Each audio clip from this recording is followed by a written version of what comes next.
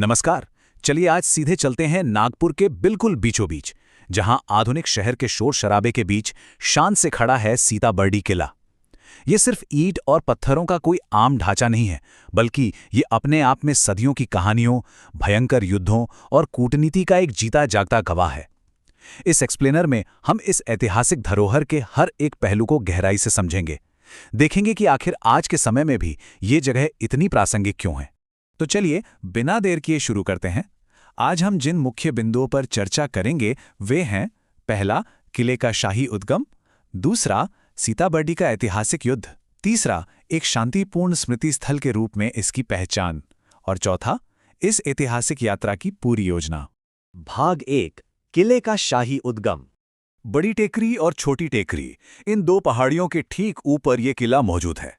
लेकिन सच में क्या कभी दिमाग में ये सवाल आया है कि इसका नाम सीताबर्दी ही क्यों पड़ा? काफी दिलचस्प बात है। इतिहास के पन्नों को पलटें तो पता चलता है कि ये नाम दरअसल दो यादव भाइयों शीतला प्रसाद और बद्री प्रसाद गवली के नाम से जुड़ा हुआ है। मतलब सोचिए, स्थानीय लोगों की कहानियां किस तरह पीढ़ियों तक एक विशाल ऐतिहासिक ढांचे के साथ हमेशा के लिए जुड़ जाती हैं। ये सिर्फ राजा महाराजाओं की बात नहीं है, ये उन आम लोगों की पहचान भी है जो यहाँ रहते थे। अब अगर इस समय के पहिए को थोड़ा पीछे घुमाएं तो इस किले का सफर शुरू होता है साल 1702 में। गोंड राजा भक्त बुलंद शाह ने इसका निर्माण करवाया था, यानी इसकी जड़ें पूरी तरह से शाही हैं। फिर आता है 1817 का वो साल जब यहां सीताबर्डी का वो प्रसिद्ध युद्ध हुआ जिसने इस जगह का पूरा इतिहास ही पलट कर रख दिया। 1818 में एक बेहद महत्वपूर्ण संधि पर हस्ताक्षर हुए और फिर 1820 में किले ने वो मजबूत और विशाल रूप लेना शुरू किया जिसे आज हम देखते हैं। सच कहा जाए तो एक सदी से भी ज्यादा का ये पूरा बदलाव शहर के भूगोल को ही नहीं बल्कि उसके चरित्र को भी आकार देता है। भाग 2, सीताबर्डी का युद्ध। इस किले पर कब्जा जमाने के लिए दो बहुत बड़ी ताकतें आमने सामने आ खड़ी हुई थीं। एक तरफ थीं अप्पा साहब भोसले के नेतृत्व वाली मराठा सेनाएं, जिन्होंने अपनी पूरी ताकत झोंक दी और जबरदस्त बहादुरी दिखाई। और ठीक उनके सामने खड़ी थी ब्रिटिश सेना, जिसकी कमान लेफ्टिनेंट कर्नल स्कॉट और बाद में जनरल डोविटन के हाथों में थी। दोनों ही पक्षों ने एड़ी चोटी का जोर लगा दिया, लेकिन एक बेहद कड़े और भयंकर संघर्ष के बाद अंततः ब्रिटिश सेना ने किले पर अपना पूरा नियंत्रण स्थापित कर लिया। एंग्लो मराठा युद्ध के दौरान यह वाकई एक बहुत ही निर्णायक मोड़ था। 1818 की उस संधि के ठीक बाद 1820 में किले का कायापलट शुरू हुआ।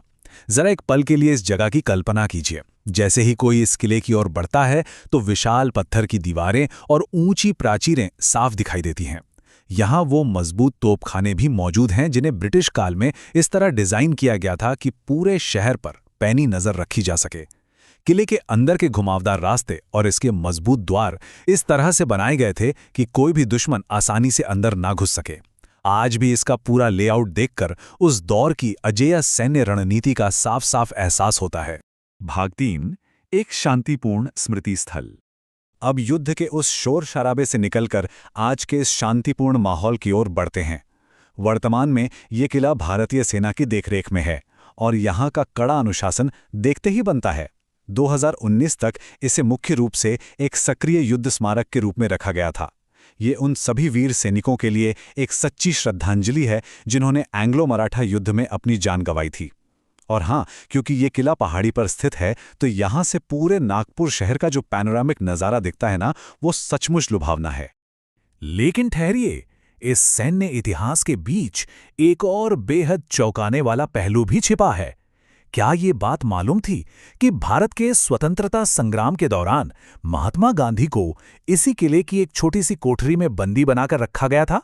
बिल्कुल सही सुना। आज वो ऐतिहासिक सेल उन सभी लोगों के लिए एक बहुत बड़ा आकर्षण है जो इतिहास को केवल पढ़ना नहीं बल्कि उस संघर्ष को करीब से महसूस करना चाहते हैं। यही कारण है कि ये जगह आज हर किसी के लिए एकदम परफेक्ट है। चाहे रुचि पुरानी वास्तुकला में हो, सैन्य इतिहास को समझने में हो या फिर स्वतंत्रता संग्राम से जुड़ाव महसूस करने में, सीताबर्डी का किला किसी को निराश नहीं करता। परिवारों के लिए, युवाओं के लिए और इतिहास प्रेमियों के लिए ये एक ऐसी शानदार जगह है जहां अलग अलग पीढ़ियां एक साथ आकर अतीत के पन्नों को पलट सकती हैं और कुछ बेहतरीन पल बिता सकती हैं। भाग 4, ऐतिहासिक यात्रा की योजना। अब इस स्लाइड की सबसे दिलचस्प बात यह है कि ये सीधे तौर पर यात्रा की तैयारी से जुड़ी है। यहाँ प्रवेश पूरी तरह से निःशुल्क है और समय है सुबह 8 बजे से शाम 4 बजे तक। लेकिन एक बहुत ही महत्वपूर्ण बात ध्यान में रखनी होगी, चूंकि ये जगह भारतीय सेना के नियंत्रण में है, इसलिए यह आम जनता के लिए हर दिन नहीं खुलती। यहाँ घूमने के लिए 15 अगस्त और 26 जनवरी जैसे राष्ट्रीय पर्व सबसे बेहतरीन दिन है, क्योंकि इन्हीं खास मौक़ों पर इसे विशेष रूप से पब्लिक के लिए खोला जाता है। माधा कॉलोनी में स्थित इस किले तक पहुंचना बहुत ही आसान है। अगर सार्वजनिक परिवहन का उपयोग करना है तो सीधे कस्तूर बचन पार्क मेट्रो स्टेशन पहुंचा जा सकता है। वहां से ये किला सिर्फ 12 मिनट की एक छोटी सी पैदल दूरी पर है। और अगर थोड़ी अधिक सुविधा चाहिए तो एएमसी कैब्स जैसी टैक्सी बुक करके सीधे किले के मुख्य द्वार तक बड़े आराम से पहुंचा जा सकता है।